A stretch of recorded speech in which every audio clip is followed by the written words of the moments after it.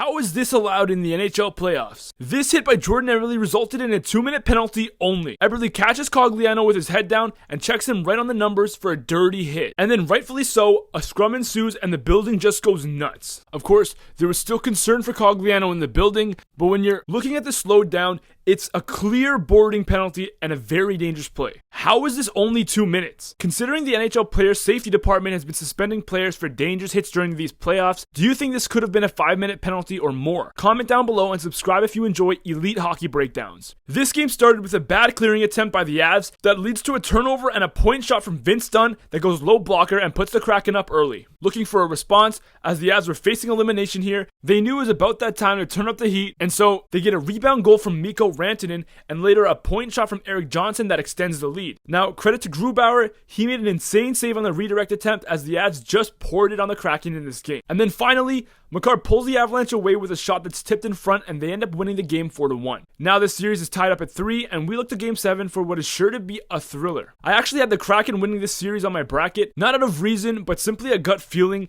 and surprisingly, they've taken the defending cup champs to game 7. Just something about these expansion teams. They always do the unexpected. First Vegas and now this. Granted, the Avs are without Landeskog as well as other players from their cup run, but this is still very impressive work from the Kraken. Money Puck didn't even have the Kraken making the playoffs this year when the season begun, and they were heavily considered to be the underdogs in this series. Now with the Leafs taking out Tampa, Florida going to 7 with Boston, this series becomes yet another wild card, and I couldn't be more excited. But what do you make of all the surprises in this postseason? Comment all your hot takes below and your opinions. Thank you for watching. It's Cappy, and I'm out.